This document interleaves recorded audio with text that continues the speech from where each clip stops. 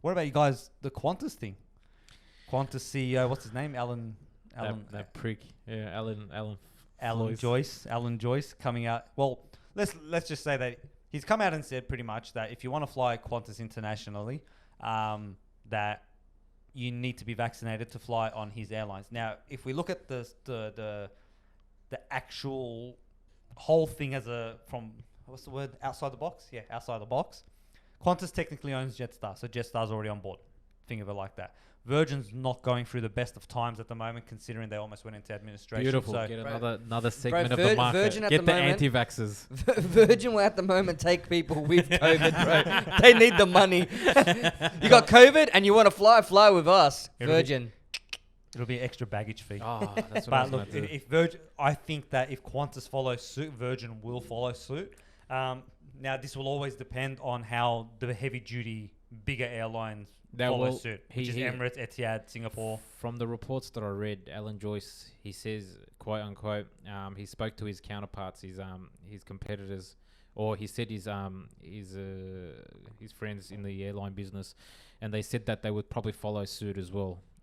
Will be dumb of them not to do it because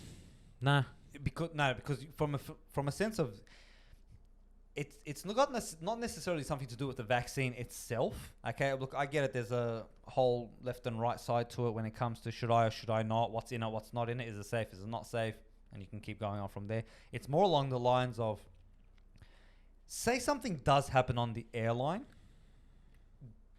would they be at fault? Does that make sense? So say someone does get flagged. Do you know what I mean? Whose responsibility is it from there to go, okay, I need to get in touch with everyone that was on that flight, along with the attendants, along with the pilots. God knows where they've been. And then they got to go, because as we know, how many people fly on a plane? Say 300? Yeah. They just go, sprint Bro, out. it's all about covering their asses. Even when you go to a local cafe these days, the reason why you scan the QR code is one, for them to cover their asses, because if there's an outbreak, they're going to be like, who's been in here? They can't answer it. But can I? But like, sorry, bro. No, sorry. What's it called?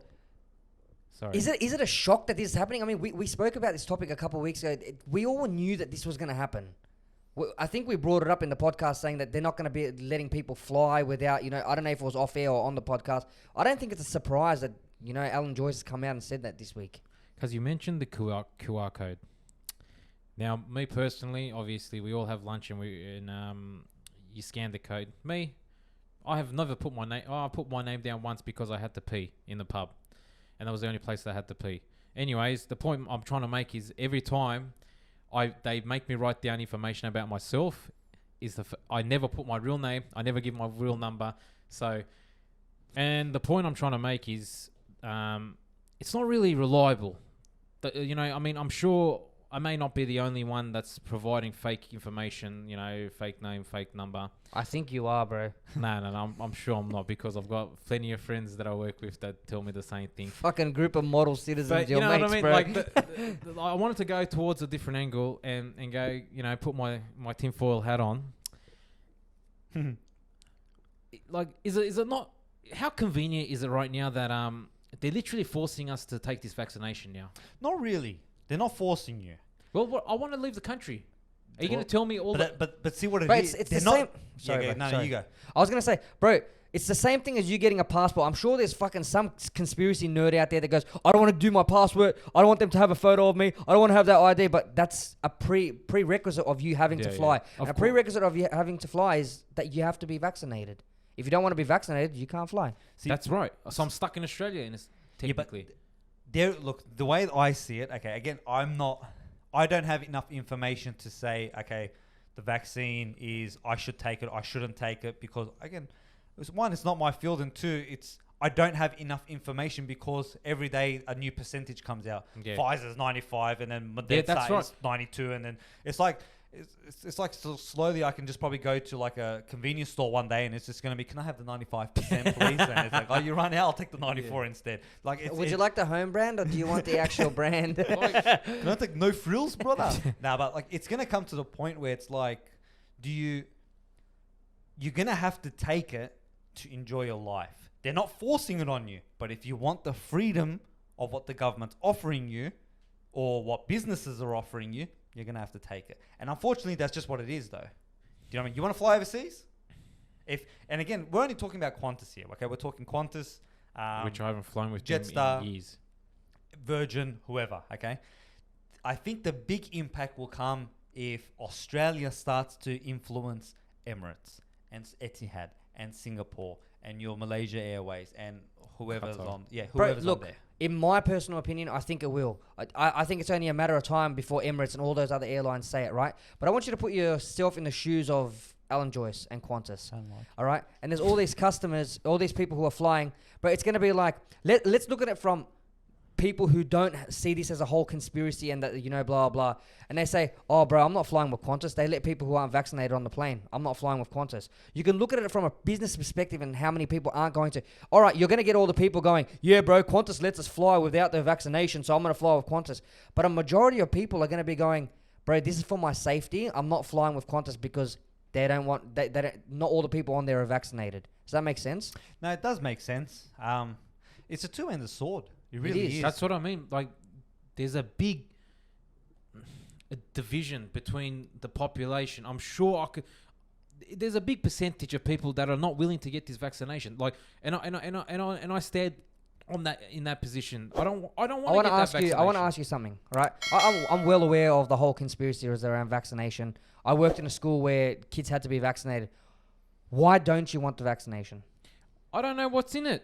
How can I prove? How can these scientists or these pharmaceutical companies prove to me that what they're going to be putting into my body is actually going to prevent me from getting sick? Yeah, but you know what I mean? But isn't that everything? Yeah, I was going to say like your tomatoes, your paracetamols, your amoxicillin, your penicillin, your codeine, your... Yeah, but see, the information that I am aware of is the fact that scientists... or people who are informed in this in pharmacy or vaccines have said that it is impossible to come up with a vaccine in the short term. What is it? How long has COVID been out for now? Since the first time? Just under a year. Just under a year. They're saying it is impossible. And right now I've been hearing reports that for the Oxford, I think it's the Oxford University. I think so, it was Oxford. They're saying that it's not as accurate as they're saying it is.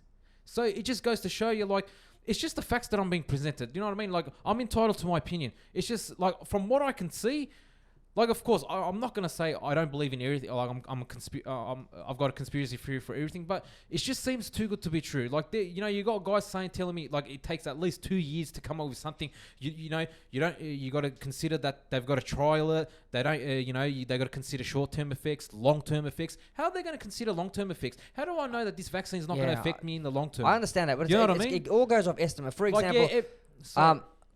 example, they look at you and be like, okay, Inan's been eating this diet, blah, blah, and, you know, it has this amount of protein, this amount of sugars, blah, blah, and in the future it might cause heart, blah, blah. Exactly. So the stuff that they're putting into your vaccination, it's not a unique thing that they're putting. I don't know if they're putting hydrogen chloride, blah, That's blah. what I mean. They know what effect that has in another, and I'm not educated in this at all, but they sort of know what effect it's going to have. But if you're arguing from a point of view of, how am I going to know what effects? Dude, there's fluoride in your water. Fluoride's poison. There's fluoride in your water. Your food is all genetically modified. If you're going to go to the extent of, what effect is this going to have on me? Bro, your phone in your pocket is giving you cancer. Like, everything is killing you anyway. So you might as well take the vaccination and fly to whatever country you want to go to. You've just reinforced my point. If everything's going to be killing me, why should I have this vaccine so I can stay alive an extra year? You know what I mean? Look, your point validates what I'm trying to say. I know what you're trying to say from the sense of can they actually find out, but we also got to keep this in mind where, again, I sit on the fence on this. I'm not a yes or a no. You're saying that how can we find a vaccine so early, yeah? Which was one of your arguments. And another point I can make is, bro, I've taken flu vaccines. All right, normal flu, and I still got sick. Explain me that. The flu vaccine makes you sick. No. The flu vaccine does not, and I'm just quoting doctors, does not cover you for every strand of flu. Bro, there's like 1 billion strands of flu. So it's not covering for all of them. But what the flu vaccine actually does is it provides you the flu pretty much, that your body gets used to when it fights it early, your so immune system later builds on, up to that. But then there's also research that says that weakened or dead pathogens who are injected into your body have no effect on your immune system at all. But like in saying that, bro, to be honest, What you're saying is everything's going to kill us anyway. I'm going to die. Bro, give me the injection. I don't want to go through trouble. I'll fly wherever you want me to fly to. I understand the whole cause of it, but the same thing comes into this. Bro, you know what? It's only a matter of time where this is not just airlines. Your kid's going to have to be, vaccinated to go into school. Your so-and-so guys are going to have to be vaccinated before they can work for government jobs. This is only the start of it. Airlines is only the start of it.